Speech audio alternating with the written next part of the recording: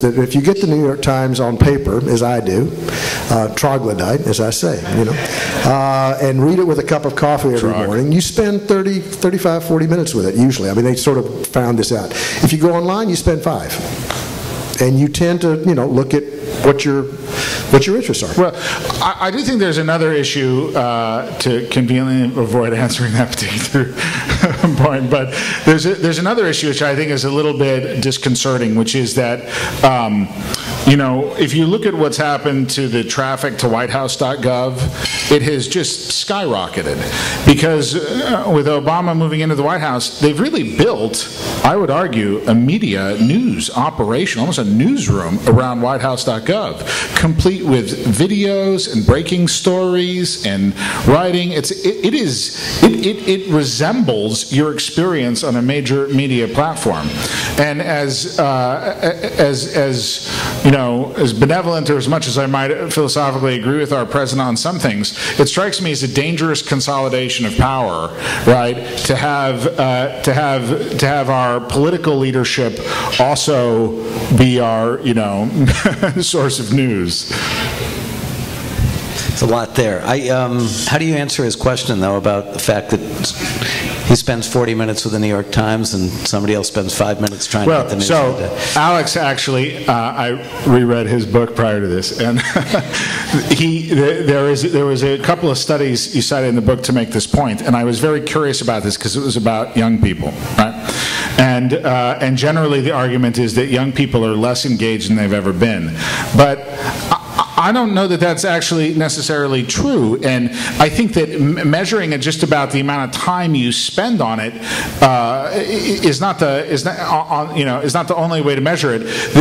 There is a lot of research out there to suggest that especially young people are even more engaged in the media in current events, right? And not only that, but that some of the longer forms of journalism have much greater impact and reach than they have before, right?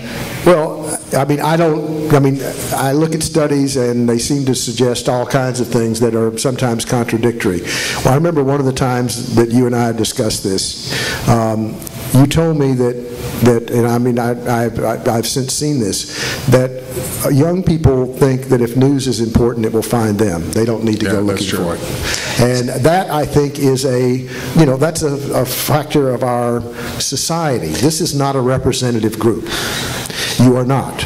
The representative group, I suspect, is one that is much more passive and is distracted by many other things. And that may have been the case well before the internet. Absolutely. No. So there were 10 of you who raised your hands when I said, do you get your news from sources other than traditional online?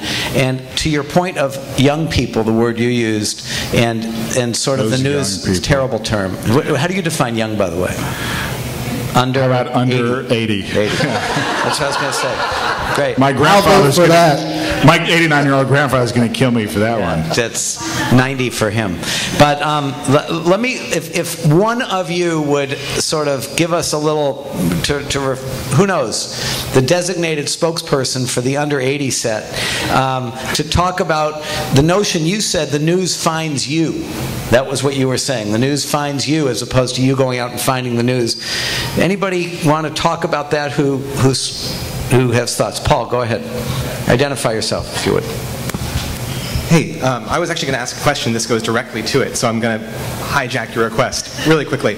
Hi, everyone. I'm Paul Selker, digital media specialist at Burness. I'm going to embody my job title. I was intrigued by your question about the Human Genome Project, Andy. So I went on my phone and I went to Science Blogs, which is a really great network of blogs about science issues. And I found a post written by a real accountable physician who it was about 2,000 words long. The Human Genome Project hype meets reality, right? And you scroll down and it says, disappointingly, this is more or less true, the Human Genome Project did spawn a revolution in studying the biology of disease. Unfortunately, that revolution has not yet made it to using the information to develop treatments for diseases that plague humanity, particularly ones that claim like Alzheimer's, heart disease, cancer. So we have analysis by someone who's engaged in the field, who is accountable, by name even, and who has extreme expertise. And my question is, how can we empower this information, and because I agree, the New York Times isn't publishing it, how can we cause that to happen? Well, I mean, this is the imperfect nature of journalism. Journalism is a very, that's a dangerous phrase to use around me. Well,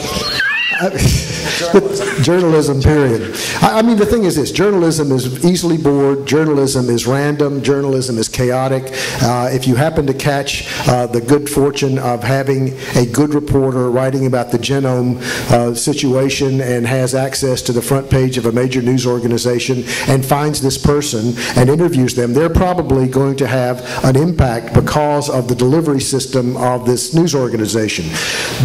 I mean, there's no question. There's vast amounts of expertise and expert opinion and perspective on the web.